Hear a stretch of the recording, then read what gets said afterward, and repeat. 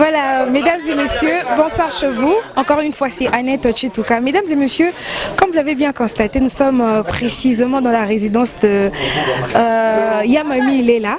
Elle est là avec moi. Bonsoir Yamami Lela. Bonsoir. À travers le monde entier. Eh ben, je vous salue. Moi, c'est Mamie Lela, en chair et en os. Voilà, vous êtes très belle. Joyeux anniversaire. Merci beaucoup. Merci beaucoup. Yamami Lela. Et salut Nini. Erolam qui n'attend au tali réseaux sociaux, bah tu vas annoncer que au coup fioza les sociétés.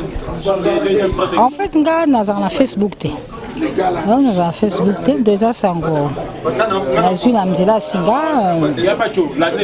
Ba ilibota, ba ninga, ba yoki. Kabiabo. Oh kiwe. Kwa msuwa benga akomeka, msuwa akobenga zolela, msuwa. Eli kambuni nini na sai nini? Na sai nini na mokilo. Mtumoko azuka ka décision a décidé na que Mamie la Koufi a sali de sali. J'ai assisté à l'annonce de mon décès sur Facebook. Vraiment ça m'a quand même choqué. Moi je suis en Cameroun nazaron la battu.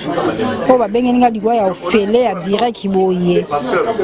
Na comprenait quitter. Alors par mesure de prudence j'ai appelé ma mère. Maman tata msuba ninga ba kubenga yo ba ke ya disulezo le kana mokilo à Facebook et puis nandenge tongo etani téléphone eleli bao baya bao batuna non nazalo na lalité ya solo mais il a singa ma dimension ya moi bolungo yo bande ko bazana ngo pa nanga pa ba mitumbi esali bango pasi tout zo benga zolela nous avons peu mes katani pour ni basali boye pourquoi bona bobo ngai motisco na zo comprendre te na ebi pelo ka kolobate na o basaki yango so pila saka bambo mabe balimbisa pour na o comprendre petit na likambone sele magite tisiko. Merci beaucoup Yamami Lela na zota mingite poeza vraiment journayo mais présence ya bande ko na union so baza awa ya média et salut ndengeni. En tout cas ngai na fandaki na ndaku lelo za mkona ko 50 ans. Enfin, dans la méditation, dans le confinement, dans l'état d'urgence, tout le monde a dit que nous avons fait un CP. Nous avons fait un côté dans le pan. Nous avons fait un soso, nous avons fait un ngulu, nous avons fait un masanga, nous avons fait un mesa. Donc, nous avons fait un cadre.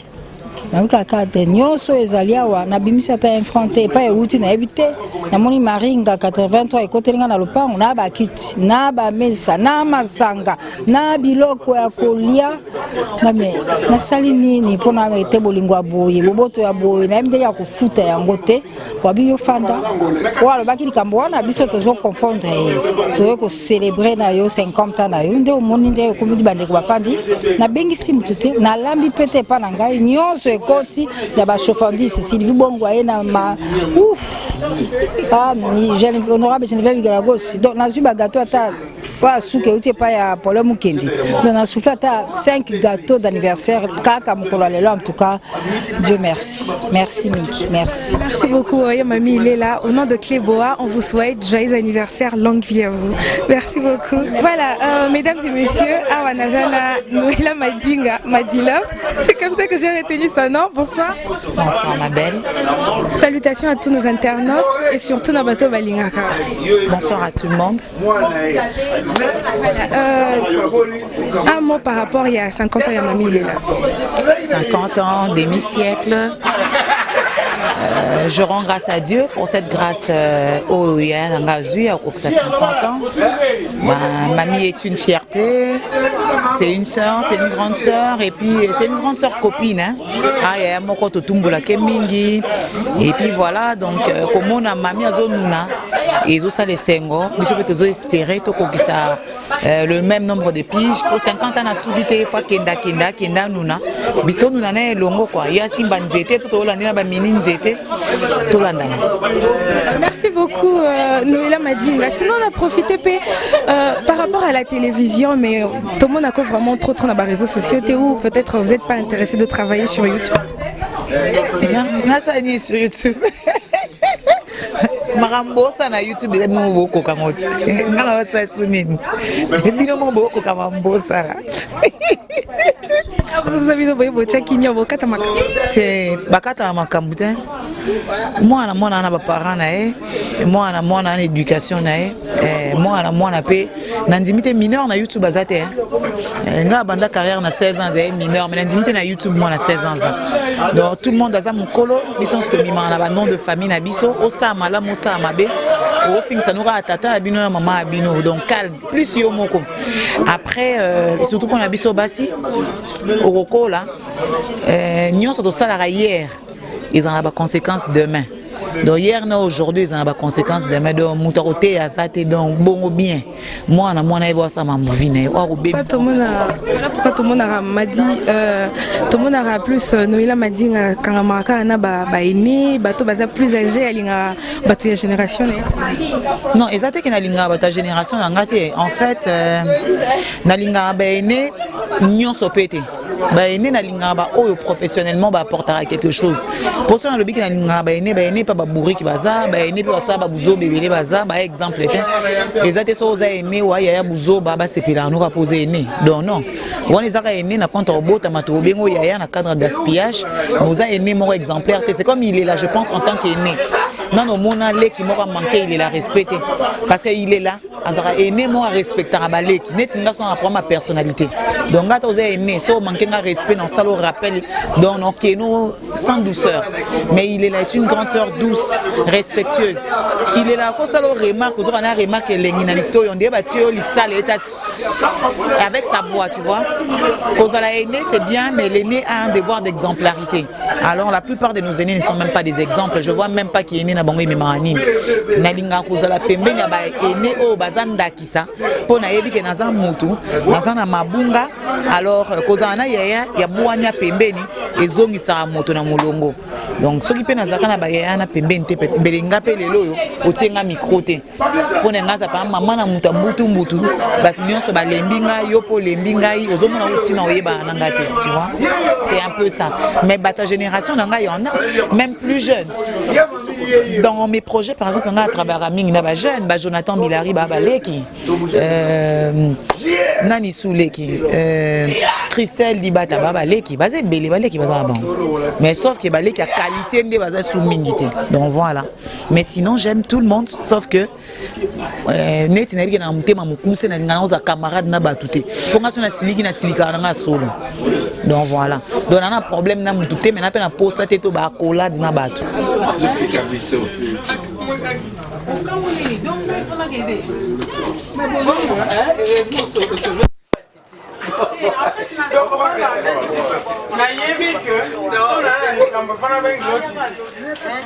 Ma grande sœur, je t'aime toujours. Moi encore des cheveux blancs. Un peu de corona. J'ai transmis un peu de corona à ma grande sœur, de plus. Ça va, des bisous. Au revoir.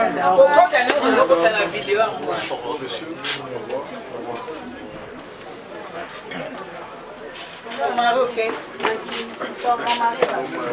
Ah, moi qui dis n'a pas dormi, en regard ta chair de ce bamoutou. Et ça, on va, il y a mamie qui a un pilot. Il y a mamie qui a un pilot du camp, il y a mamie à Limoux. C'est le pilot du camp. Non, elle ne va pas passer la cause de la pilot, il y a mamie à pilot. Bon, on va aller solo dans la TV. Elle est bien dans mon c'est Kaboué. Bah, c'est kaka, on ne sait jamais. Oh là là, la mouki, oh, kufaki na kwen moro boy, mais yosa bob moi risque. Mon publication, c'est ça qu'on dit. Ça dit moto a sali on nzamba lola limbi c'est makasi. Parce que mamie c'est une sœur. C'est beaucoup de choses, hein, mamie. Donc, ça, c'est permettre. Et puis, je vais expliquer à mamie à Koufi. Naza un camarade, normalement, Léonie Pandimou. Léonie a été point, on va la TV pourquoi on a l'obstacle. Léonie a benganga, a Noëlla et Naoki Marie Missa moi Koufi. Mais façon à tourner la on dehors, tout na bar, ça na Chelsea, ba bête les canadiens. Ça m'a fait mal. En fait, quand on ne connaît pas les relations que les gens ont avec d'autres, même si on ne les connaissait pas, mais je pense que tant qu'on tourne le kamba moto, et puis nature et aliwa, il faut Léonie, je t'embrasse, je t'en veux pas, mais je t'ai fâché juste pour ça. Mouta bengi nga expliquer nga ya mami akufi, ola tu nanga na Noëlla ozawapi. Azo expliquer nga ba allo Noëlla. Mami il est la Koufi. Donc on dit bah Noëlla bonjour, boni bana. Ton Noëlla bonjour. Match à vite à le qui combien. Je pense que na RDC bah tu faut pas cultiver quand même bah bonne manière. C'est-à-dire attaque où tu as maman koufa qui a solo vraiment ndengo yebi ki aya mutu. Azan tabate a memete. De tout nangata ozapi. Ofandi wapi ozaka ofanda oliete mais localiser ngana nous avons expliqué que mami il la kufika bonde ozobeta score à match. Donc j'étais vraiment choqué et je ne savais pas ndeni na obenga ya mami na fandi le roi kizengi nazo réfléchir na bi bon na koti na groupe ba femmes des médias na komeli bango ba bazo poser nga ba question na moni na zo résultat te na eu courage na nga nyonso na sangisi yango penza na bi bon nazo signer nga mona tuna ya mami so akufi. Pour la monnaie solution on a composé numéro na bengi ya mami yé moi comprendre comme na bengeli ya ipsinga ka ale kinangai nazali na kufité. J'ai pas pu lui dire autre chose à part OK. Je ne savais pas quoi lui dire, yana c'est pas ni kufité. En fait déjà dans un choc muto auto ipsinga ya mami akufi na toki. Donc OK yaya. Gloire à Dieu na kati téléphone. J'ai même pas su au bac Samaloba. Voilà, Noëlla Madinga, Yamami il est là, Awa juste à côté, mais ça l'a fait bien sûr souhaiter joyeux anniversaire devant la caméra. Yamami n'a souhaité joyeux anniversaire. Maman et net Yamami à Mongo, n'a souhaité bon anniversaire. N'enga star na bongo ba Mongo asalaka. Happy birthday to you, happy birthday to you. Non chuke, happy birthday to you. Il est là, femme mamie. Happy birthday to you, mamie, il est la dixième de biche. Pour tout le monde, on a pembeni ya ba maman Sylvie Bongo, pembeni ya maman mamie il est là. Ils ont ni pas ni kangama, pinana batu ya, il y a génération na hote. Bata génération nga. Na lo bande Sylvie Bongo sepela na lo ba makambo ngo avec un peu d'hypocrisie on va bien ka politique.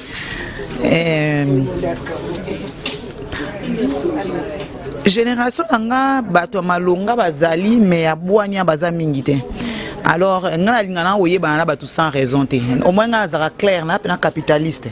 Na oyeba no ka to yeba ninga ofele te to yeba ni kaka. Il faut to yeba na tina.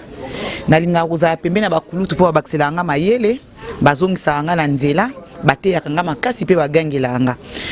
Et puis ngai na tangi na journalisme té université on a 4 ans on a deuxième gradué à titre académique té dans ma carrière et ça l'a mis sur l'état et c'est association ba mayele ba kulutu ande salangai donc baza université nangai baza ba professeur ba mentor baza un peu bilo rebelle pour nanga ba yaya pe ba famille donc c'est dans ce sens là mais de ma génération en termes de talent des talents il y a mais je pense que c'est dans les savoir-faire que je me retrouve pas. Je n'aime pas des relations sans aucun intérêt. Dans mon intérêt na kata ba kulutu c'est mon évolution. Je suis ambitieuse et c'est comme ça. Merci beaucoup Noëlla Madinga. Grand merci à celui qui est derrière la caméra, Herman Ampor et au garçon Slim. Noëlla Madinga va être déconfiné Kinshasa le 21 juillet. C'est confiné. C'est le seul pays au monde où les personnes confinées font des marches. Oups, je l'ai dit. C'est à la caméra. N'importe quoi. On vit en enfer là. Donc on était encore confinés. Mince alors, je regarde pas les infos. Donc on était confinés et il y a eu plus de 3 marches. Vive le confinement, vive le corona et vive la RDC. C'est le plus beau pays au monde. Voilà, mesdames et messieurs, ça continue. Awatozana, maman Sylvie. Bonsoir. Bonsoir. C'est un beau téléphone sur à travers le monde. Na pesi bande kombote et puis na tombeli bango mokolela muskanya so bazwami. Maman Sylvie, et ça là qui on ndengeni comment na ba réseaux sociaux ba publier liwa ya maman mami ile là. Nga na mona ka na réseaux sociaux te, nga eza ba appel. Alors tango eza na yaya moko benga potu na nga likamnya komeli mami ile la nga bi mami ile là. O balobi akufinga non zela. Ndela nzwaki téléphone parce que nga so balobi mutakufi fona benga ye moko na benga kaka na numéro wana mbala moko. J'ai appelé, j'ai eu mamie je ne pouvais plus que le bané mami balobi que Koufi. Na sonné makambo susu to sonné makambo ya lelo qui anniversaire nae. Et nandinga bazaki la veille d'anniversaire et pas ya beau-frère na biso mobile honorable Geneviève Vinagozi. Voilà. Après comme au tambola et nous nous sommes dit pour couper court na ba rumeur moko na moko la photo à mamie a mekaro publié bongo to casser rumeur voilà mais bon. Voilà. Mesdames et messieurs, c'est Paula Mukendi, grand charisme. Moi, Liloba, par rapport à l'anniversaire, il y a maman, mamie, il est là 50 ans. Alors, tous en Essengo Makasi, il y a pour célébrer 50 ans, il y a mamie, il est là. Oyo na musala na biso to robenga icône parce que azali mutu sali mingi pour la biso fallait to la kisaye que to lingé de son vivant aimons-nous vivants ndé to lobara tenenge to koma au vivre parce que lelo est comment que vraiment mutu nyonso arma osala effort pour na relaxer na papa na na maman na ndeko na na moninga na considération à Zaralang. Mambo lobara mambo belé belé na ba cimetière ndenge ya kalana et si là.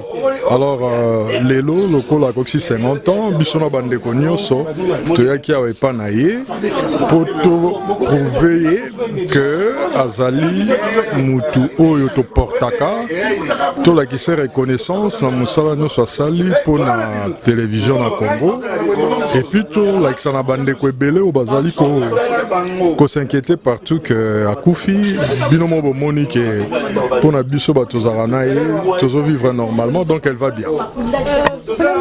Est-ce que la prochaine émission Royamba maman mamie il est là et nous vivant mamie il est là za allié na biso tozarana na mambo belé donc au torosa la lobby comme na face beto prometara et le roté mais to surprendra na gansi soki bolandi biso borozala surpris agréablement.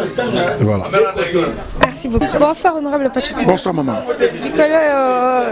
Tout le monde a trop dans la cérémonie. La fois passée, Zaki a 39 ans, il y a carrière, il y a honorable Zakari Babas.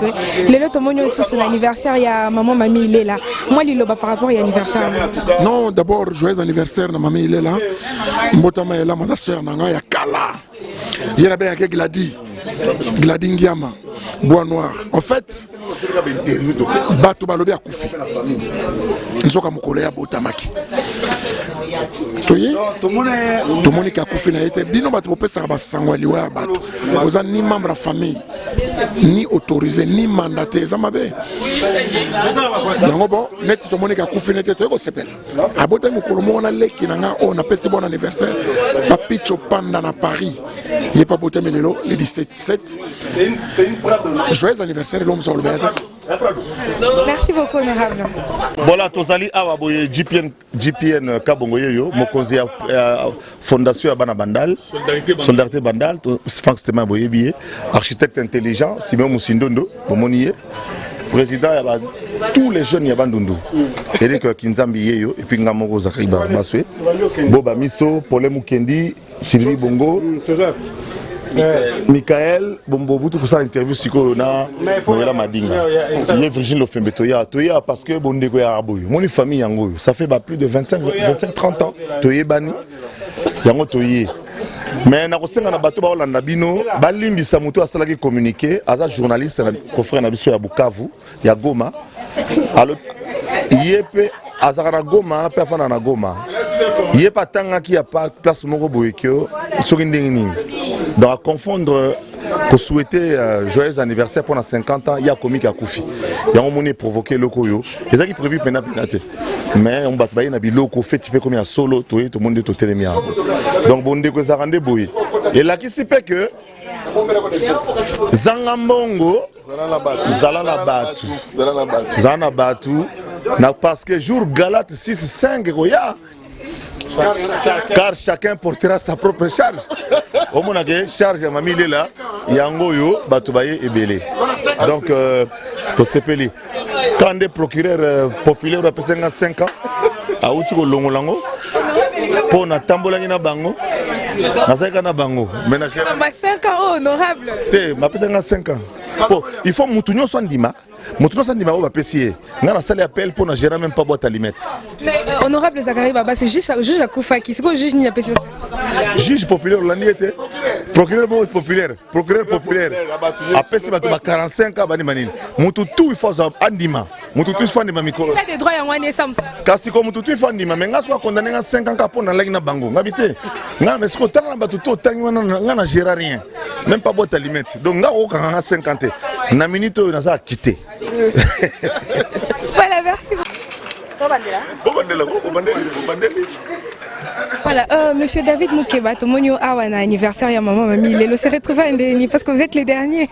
C'est bien, on a bandal, on a boulot. Un boulot est si bon. Il va passer un aperçu, mamie quand même un nom, une référence. Donc voilà, pour prendre ça l'honneur.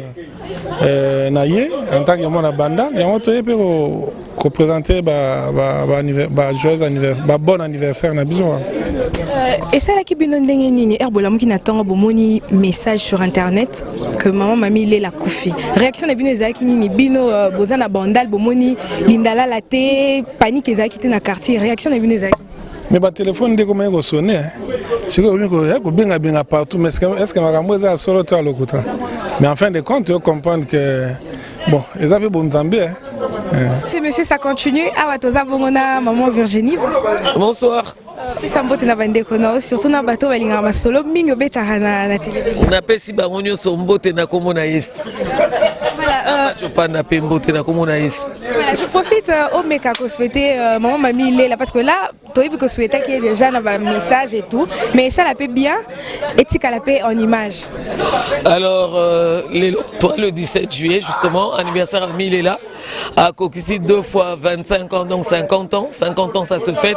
À 50 ans on n'a plus droit à l'erreur. Il y a mamie Moussala Malamou, Marambo Belé Zanon Yaliboso dans Efungwama. Donc je demande au Seigneur de t'assister.